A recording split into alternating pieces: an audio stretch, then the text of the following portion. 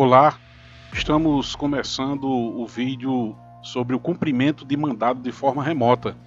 Esse assunto, inclusive, é tratado no nosso livro Oficial de Justiça, Prática Legal, Autos Informatizados. E já peço de antemão aos colegas que estiverem assistindo, a todas as pessoas que estiverem assistindo esse vídeo, para se inscreverem no nosso canal, no YouTube, Norberto Carneiro, e no Instagram, Norberto Carneiro. Gosto sempre, antes de começar o tema propriamente dito dos meus vídeos, de começar fazendo reflexões. E eu gostaria aqui de fazer essas duas perguntas aqui a todos os oficiais de justiça do Brasil. O oficial de justiça pertence ao Poder Judiciário? O oficial de justiça é servidor do Poder Judiciário? Vocês vão entender por que o questionamento, dessas duas perguntas no decorrer do vídeo. E de antemão eu já saúdo aqui a todos os colegas oficiais de justiça do Brasil que estão no enfrentamento da pandemia, que estão na linha de frente combatendo a pandemia junto com outras categorias, assim como os médicos, os policiais, os garis, enfim, a todos. E o oficial de justiça também está junto nessa aí, levando a paz social aonde é necessário.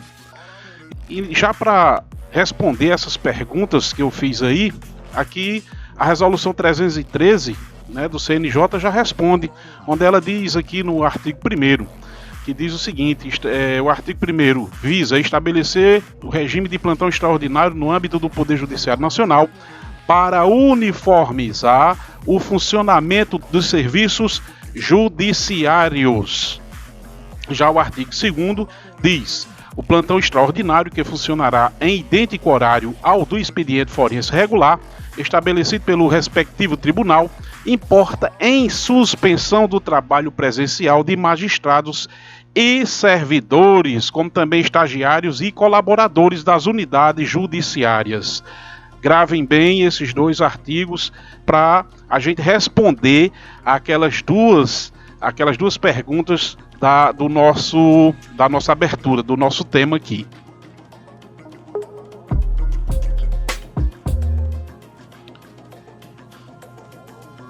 Bom, pessoal, nas nossas considerações iniciais, eu gostaria de lembrar a todos, isso não é segredo para ninguém, que a intimação por meio eletrônico, ela não foi criada pela Resolução 313, Na verdade, a Resolução 313, ela trouxe aí a possibilidade do cumprimento de mandado de forma remota para evitar o contágio do Covid-19. E aqui o artigo 19 ele já traz aqui a lei na 9.099 de 95, a lei dos juizados especiais, que as intimações serão feitas na forma prevista para citação ou por qualquer outro meio idôneo de comunicação.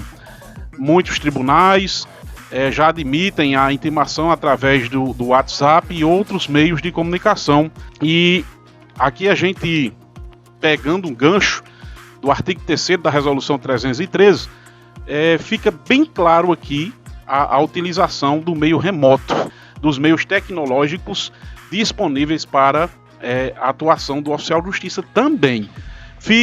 Veja aí o conteúdo do artigo 3º da Resolução 313. Fica suspenso o atendimento presencial de partes, advogados e interessados, que deverá ser realizado remotamente pelos meios tecnológicos disponíveis. Por que é que eu fiz aquelas duas perguntas lá no início? Se o oficial de justiça pertence ao Poder Judiciário e se o oficial de justiça é servidor do Poder Judiciário.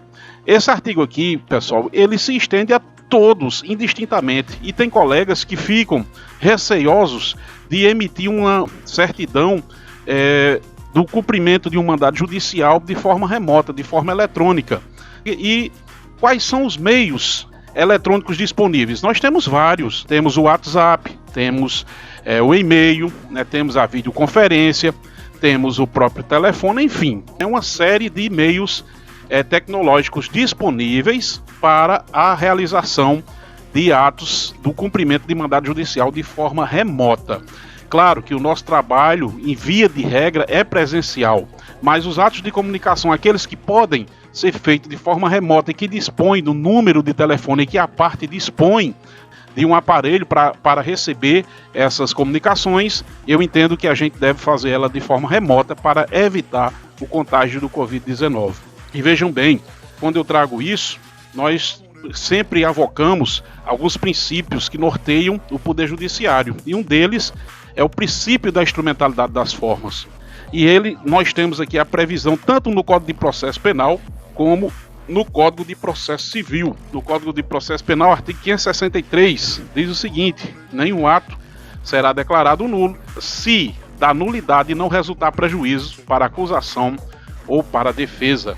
Já no CPC, o artigo 277 diz o seguinte: quando a lei prescrever determinada forma, o juiz considerará válido o ato se realizado de outro modo lhe alcançar a finalidade. Então, o ato que nós estamos praticando aqui não está ferindo ou não está indo de encontro às normas legais.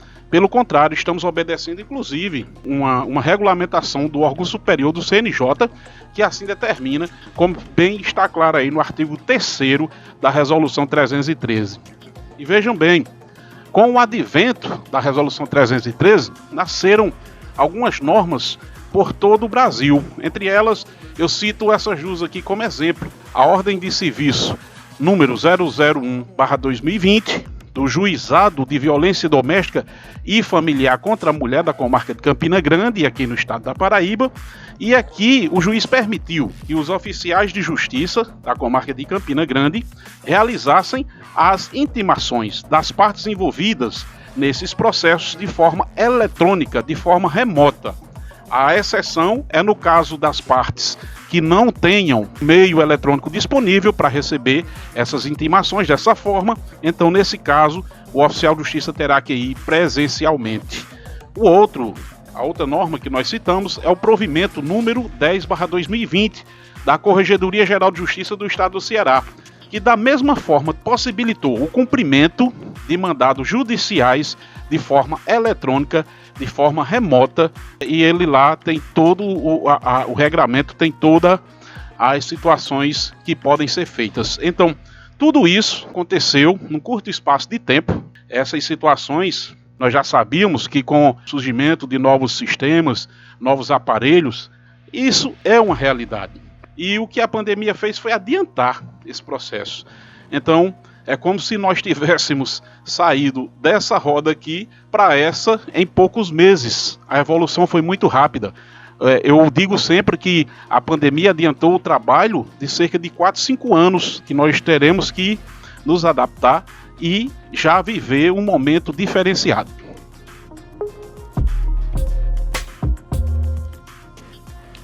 Bom, pessoal, quanto ao cumprimento do mandado de forma remota, eu vejo que muita gente, muitos colegas, têm receio de dar certidão porque não sentem segurança. E no livro Autos Informatizados eu trago justamente essa questão, a questão da fé pública do oficial de justiça como autenticadora, como uma garantidora da comprovação da autoria e integridade da parte que está recebendo o mandado judicial. Para isso, vejam bem, a medida provisória número 2020, dígito 2, de 24 de agosto de 2001, é quem regulamenta essa questão da assinatura digital no Brasil. E vejam aqui o parágrafo 2º do artigo 10, o que ela diz: o disposto nesta medida provisória não obsta à utilização de outro meio de comprovação da autoria e integridade dos documentos em forma eletrônica. Diante disso, a fé pública do oficial de justiça, eu gosto sempre de trabalhar com reflexões, com perguntas, gosto de fazer as pessoas refletirem. Então vejam essa pergunta aqui que eu faço: a fé pública do oficial de justiça pode ser utilizada como outro meio de comprovação da autoria e integridade de documentos em forma eletrônica, conforme artigo 10, parágrafo 2º da medida provisória 2200, dígito 2?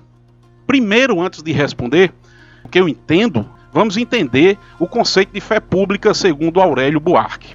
Fé pública: presunção legal de autenticidade, verdade ou legitimidade de ato emanado de autoridade ou funcionário autorizado no exercício de suas respectivas funções. E vejam que o entendimento do Poder Judiciário no Brasil é o seguinte: veja essa ementa aqui: certidão do oficial de justiça, fé pública. Até prova em contrário, deve prevalecer o que está contido na certidão, porque a presunção, iuris tanto, de autenticidade e de veracidade no que certifica o oficial de justiça, ou seja, a nossa fé pública, ela só pode ser contestada se houverem questionamentos plausíveis de que o oficial de justiça realmente não praticou aquele ato. Senão, o ato tem que ser considerado verdadeiro.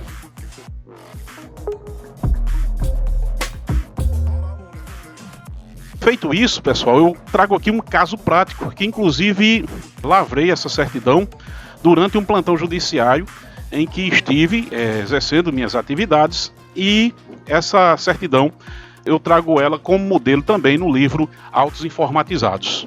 Assim como a certidão de citação por hora certa, eu entendo que essa certidão ela deve acontecer em dois momentos. A citação por hora certa ela acontece no primeiro momento, numa certidão em que a gente faz a constatação subjetiva da ocultação da parte, para em seguida finalizar com outra certidão a efetiva intimação da parte que estava se ocultando. Da mesma forma, eu entendo que essa certidão de intimação de forma remota, ela tem que acontecer, é o meu entendimento. Eu respeito os colegas que pensarem diferente, mas eu entendo que ela tem que ter duas certidões.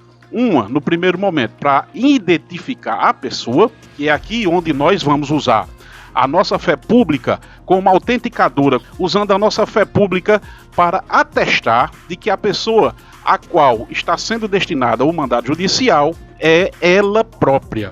E para isso nós temos várias formas de fazer isso, certo? Eu vou falar das duas em separado, né, adiante, mas esse modelo aqui eu usei justamente no plantão judiciário.